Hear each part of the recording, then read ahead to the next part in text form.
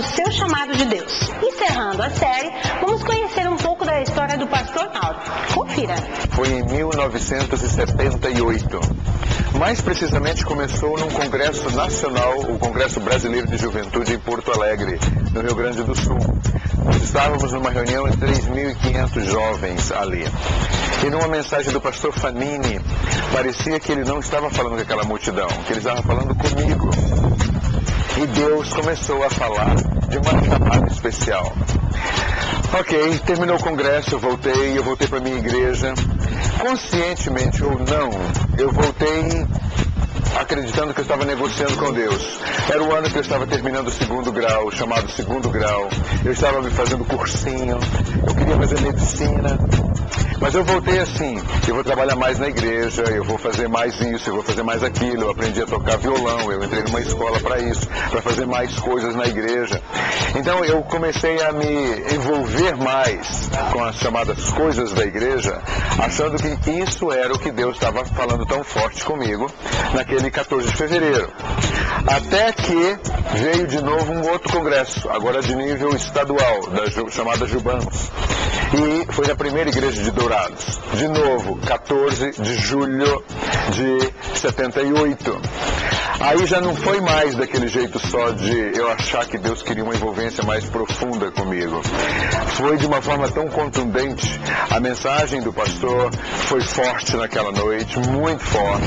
Eu não me lembro eu saindo do banco para ir lá na frente. Eu só me vi lá na frente em lágrimas, colocando a minha vida no altar de Deus. E mais que isso, tem um rapaz, ao terminar o culto, ele me procurou. Eu nunca tinha falado com ele antes. Ele estava participando do congresso. Depois eu soube que ele era seminarista, já estava terminando o curso. Ele me deu um texto e disse: meu irmão, eu tenho esse texto para a sua vida, medite nele, vê se você lê antes de você dormir ou quando você for para casa. Eu dei uma rápida lida nele naquela noite, mas ficou ali. Mas a noite em si já tinha tomado conta de mim, o que tinha acontecido naquele culto. Quando eu voltei para casa e eu li Jeremias 1:5. Jeremias 1:5 foi um texto que eu vi que Deus não falou só com o profeta, Deus estava falando comigo. Eu te conheci lá na madre, eu te formei as nações, eu te dei por profeta. E eu vi que não era só com Jeremias que Deus estava falando, Deus estava falando comigo. E eu, a partir de então, eu disse sim para Deus de uma vez por todas. Fui procurar saber o que era esse negócio de chamada, porque eu nunca tinha tido pastor na minha vida. Então eu não sabia nem o que era chamada, o que era ser pastoreado. E um ou outro pastor me deu as dicas, enfim. Depois eu escrevi para a Faculdade de São Paulo, escrevi para Recife, escrevi para o Rio. E o Rio me deu a palavra sim, já com data marcada para ir, me formei lá. O que me mantém 24 horas por dia no Ministério Pastoral, já há quase 30 anos, é a plena convicção que eu sou pastor não por escolha pessoal, porque fui escolhido.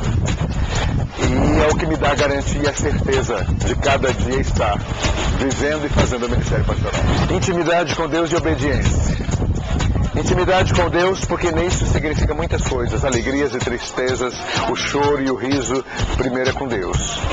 Obediência, porque tem muita coisa que eu não gostaria de fazer, e não gosto de fazer, mas eu faço, porque eu sei a quem que eu vou dar conta primeiro.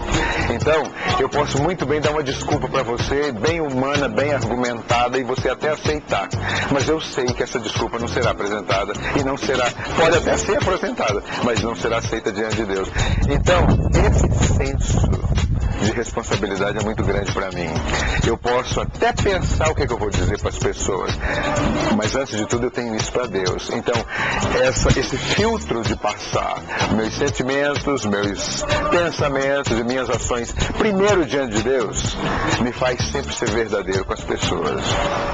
É a primeira e última satisfação que eu tenho que dar do que eu faço, do que eu escrevo, do que eu penso, do que eu sinto, é a Ele. Isso é muito forte para mim.